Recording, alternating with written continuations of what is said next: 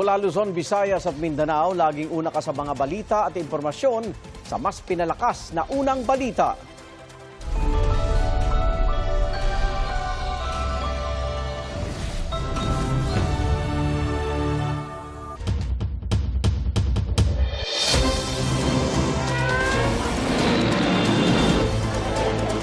Sa kayo po ay Pinsala. Ito na ang mga unang balita. His Excellency Ferdinand R. Marcos Jr. Hindi ako pangulo ng aking pamilya. Hindi ako pangulo ng aking kaibigan. Ako ay pangulo ng Pilipinas at ang tungkulin ko ay sa inyo, ang aking mga kapwa Pilipino. Sa mga pang-aalikusta, hindi tayo matitinak. Sa manlulupig, hindi tayo pasisiil. Filipinos are a noble, kind, gracious, and great race. We are not greedy. We are not racists. We are not liars. We are respectful and we are dignified. We are Filipinos and we do not yield.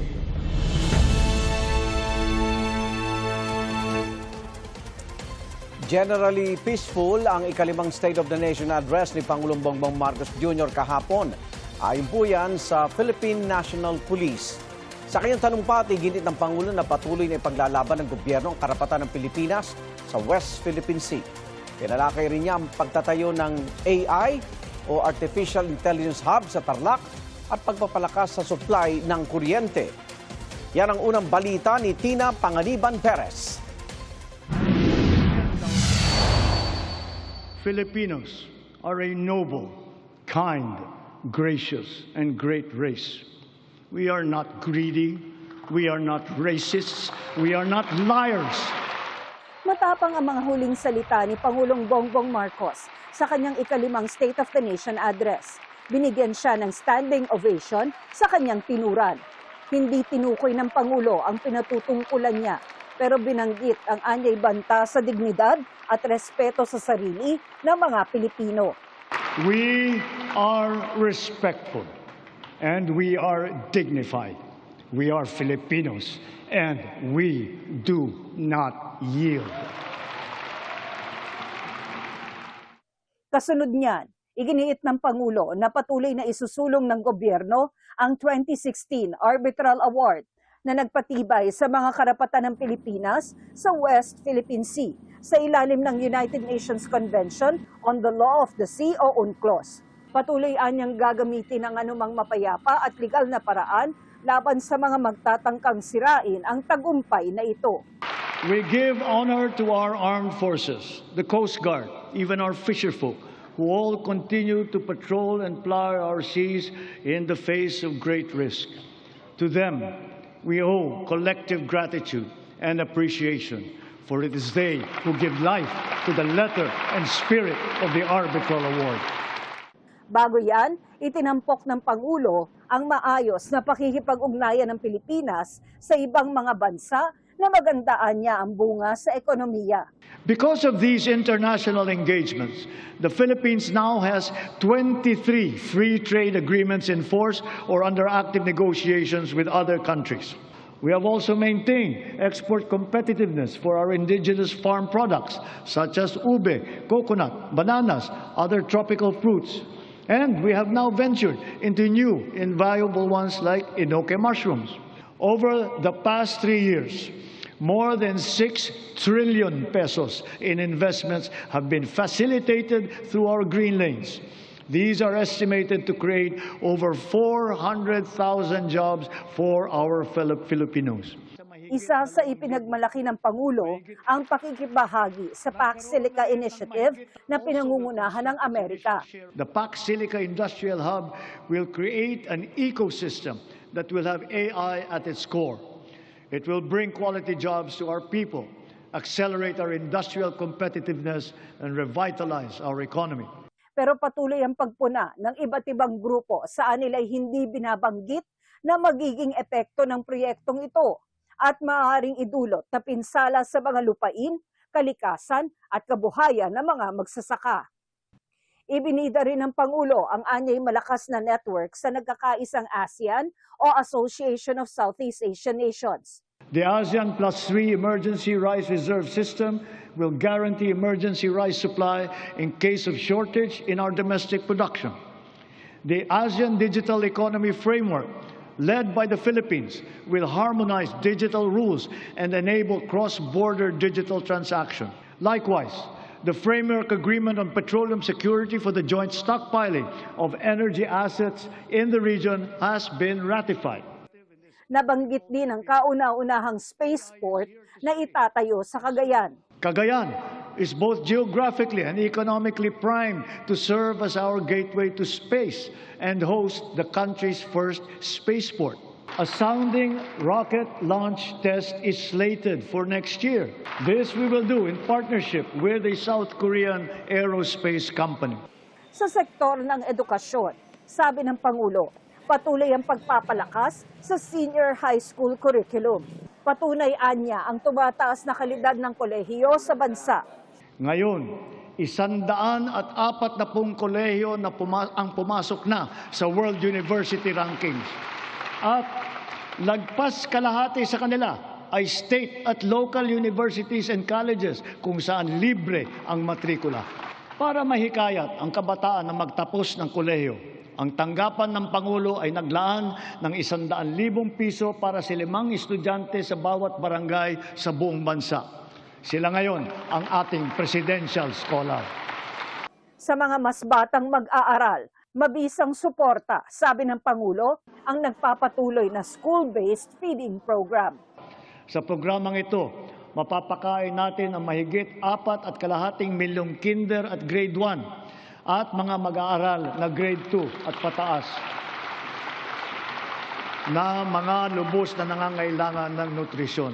Higit pa sa maayos na edukasyon na nawagan ng Pangulo sa pagpapaigting ng proteksyon sa mga bata. We must protect them from the harmful influences and forces that exploit their vulnerability. The corrosive influence of fake news, the unfettered exposure to pornography, even to minors, the constant depiction of casual violence, and the toxicity and hate culture pervasive in social media. These pernicious influences lead to issues of their mental health, rise in teenage pregnancies, and HIV/AIDS cases, and other extremely harmful consequences. Nagpaabot ng pakikiramay ang Pangulo sa mga magulang at kaanak ng mga mag-aaral na nasawi sa karahasan. Kabilang dito ang mga biktima ng pamamaril sa isang high school sa Tacloban City. To the parents of Chris Lawrence Fabian, Joyancy Separa, and Ayesa Nicole Dazo, we are all so very proud of the unflinching bravery and heroic virtue that you have instilled in your children. They are an inspiration to us all. Their courage and their selflessness, true Filipino qualities, are the virtues that these trying times call for. Binigyang diin ng Pangulo na ang pagtutulungan ng pamahalaan, law enforcement, komunidad at Department of Education para sa seguridad ng mga paaralan. Siniguro ng DepEd na nakahanda, gumagana at alam ng lahat ang mga mekanismo at proseso sa pag-ulat, sa pagtugon sa mga insidente ng bullying, pati na sa mga iba't ibang emergency. Sa tulong ng unang batch ng 10,000 school counselor associates na ipapasok natin sa mga pampublikong paaralan, ang mga anak natin ay meron ng malalapitan para sa angkop na payo sa anumang mabigat na pinagdadaanan sa kanilang isipan. Pinuri ng Pangulo ang kadakilaan ng mga guro at ibinida ang binuksang mahigit 30,000 posisyon para sa kanila. Pinangako ko noong nakalipas na SONA na walang magre-retirong guro na Teacher 1. Ngayon, mahigit 80,000 guro at schoolhead sa pampublikong paaralan ang na-promote gawa ng ating expanded career progression. To dramatically increase the traditional annual production output of DepEd, we have activated force multipliers in addressing classroom storage. tapping the DPWH, PAGCOR, and the LGUs as additional production arms. Ipinunto rin ang mga hakbang para palakasin ang supply ng kuryente sa bansa, gaya ng mga hydrogen power plant at pagsusulong ng nuclear energy. Pushing the envelope further, perhaps it is time for us to revisit nuclear energy production. Titiyakin natin ito ay ligtas. 4 of the contracts that we have so far awarded are for the production of hydrogen.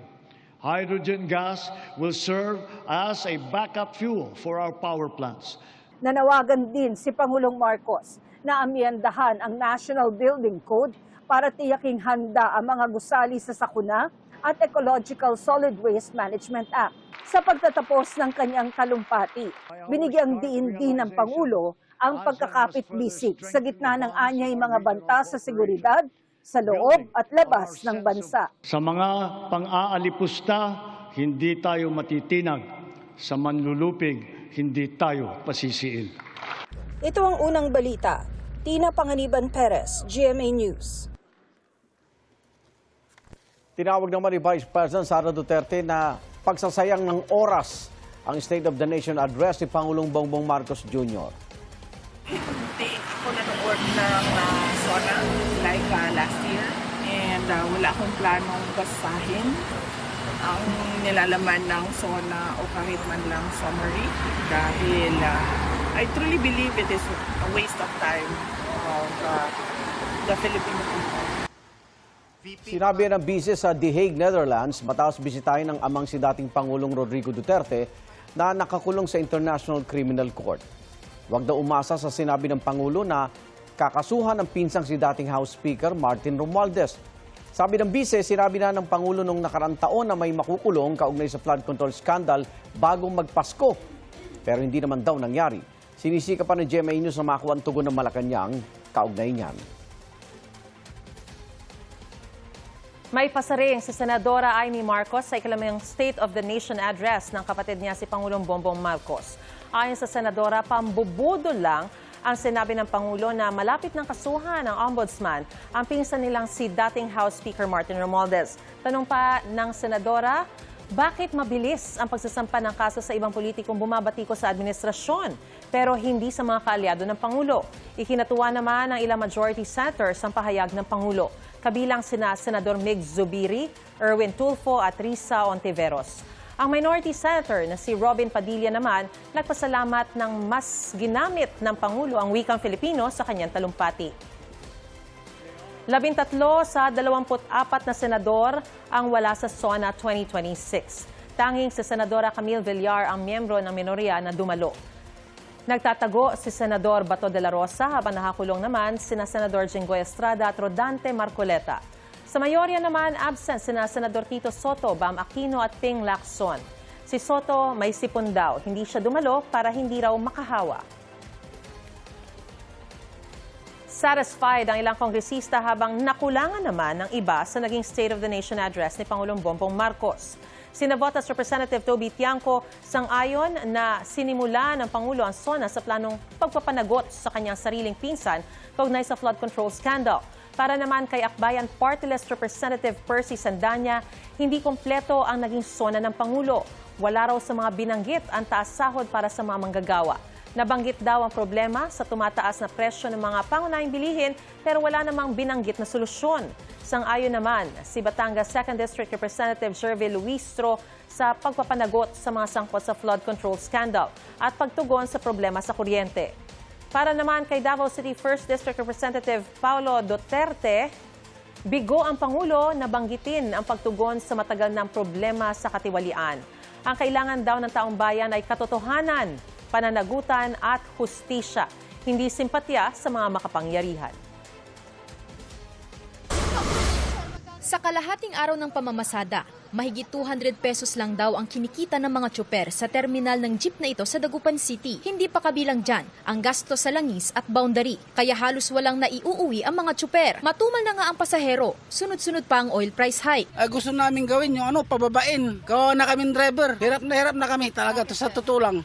Tumaas masyado yung gasolina. Apektado rin sa taas presyo ng langis ang mga tricycle driver. Nakaltasan din daw ng halos 200 to 300 pesos ang arawan nilang kita. Kahit wala na ngayon na ma'am, kahit bumaba yung gasolina. Taas ng taas. Kala namin tuloy-tuloy lang bababa. Katulad nung may ayuda yata kami, kasama kami kasi malitang kita nga namin.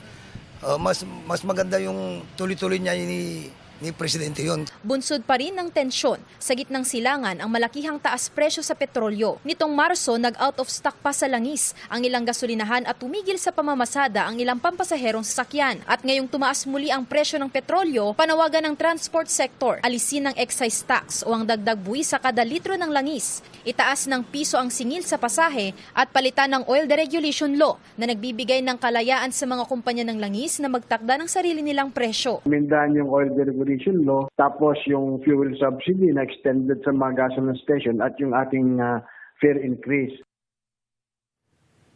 Posibleng madagdagan ang aangkatin na karning baboy kapag nagmahal ang presyo nito sa bansa, ayon sa Department of Agriculture. Paliwanag ni Agriculture Secretary Chu Laurel Jr., alinsunod sa pulisiyang expanded minimum access volume, tataas ang pork imports kapag ang average pork prices ay umabot sa 430 hanggang 450 pesos kada kilo.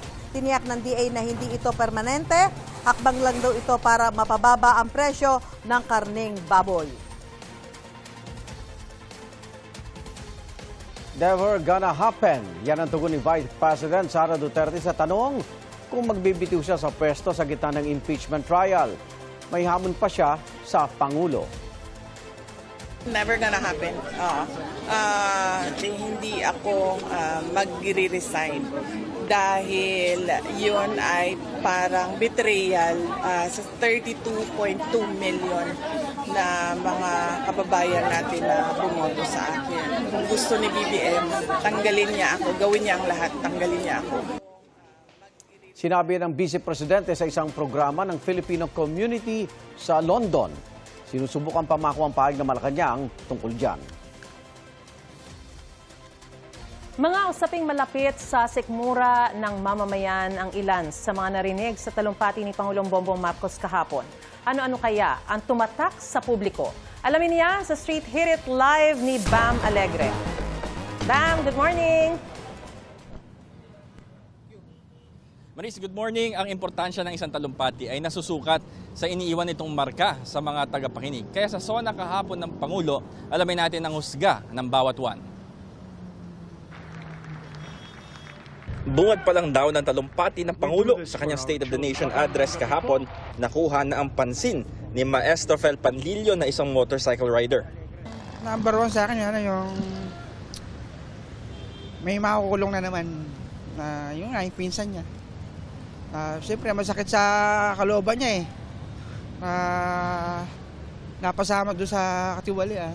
Ang tsuper na si Joseph Paternos binantayan ang SONA mula umpisa para mapakinggan kung mababanggit ng Pangulo ang tumataas na presyo ng produktong petrolyo. Ayuda niya sa amin sa mga driver na 5,000 talagang mahalaga sa amin. Tapos yung mawala lahat ng magnanakaw sa gobyerno, number one na pumatak sa isip ko. Ang tsuper ding si Michael Marfil nakulangan naman sa atensyon para sa kanilang hanay. Sana mabigyan na yun ng magandang hanap buhay namin dito sir sa jeepney driver. Pahirapan na kasi. Sa ngayon, ganito, katulad nito sir, wala kaming may isa kaya pila-pila kami dito. Dahil sa hanap buhay namin dito, katsaga kami dito sir. Ang isa pang tsuper na si Rayson Senya napabitaw raw sa panonood nang mag-change topic ang Pangulo. Maglalans ng racket, nawala na ako ng gana, pinatay ko na yung TV ko. Yung sanang gawa ng paraan, kaya naman nilang ayusin yung presyo ng diesel. Pwede naman silang magbaba yung subsidy yung mga subsidy sa mga gasolina, sana lahat, hindi yung piling gasolina lang. Ang empleyadong si Gina Capon natuwa naman sa ilang napakinggang benepisyo na matatanggap niya. Regarding sa mga purpose, yung sa school na matatanggap ng mga magulang or mga single mom katulad ko. May panawagan naman si Lawrence Santillan sa Pangulo. Mahal Pangulo paano naman po yung mga issue nung lalo na po yung mga nasa nagugutom. Kasi sabi niyo maliban sa inaayos niya yung flood control. May hindi ko nabanggit, Pangulo yung issue po natin sa korupsyon na hanggang ngayon, nagtatago pa rin yung iba.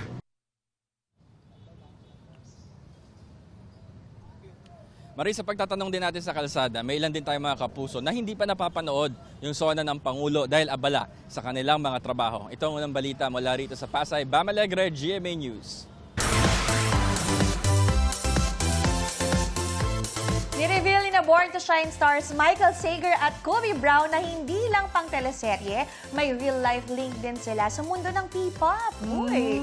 Kwento ni Michael sa special media conference ng GMA Afternoon Prime Series na na-scout siya bilang member na binubuo pa noong boy group na Vision.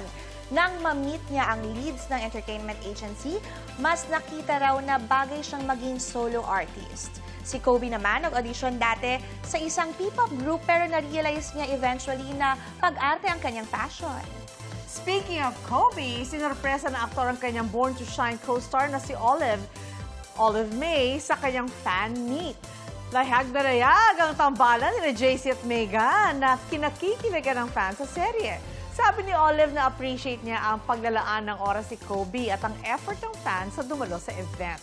Happy rin daw si Olive sa natatanggap na suporta para sa kanyang role na hindi lang daw basta kontrabida. Abangan ang mga tumitindi pang eksena sa Born to Shine, 2:30 in the afternoon, GMA Afternoon Prime.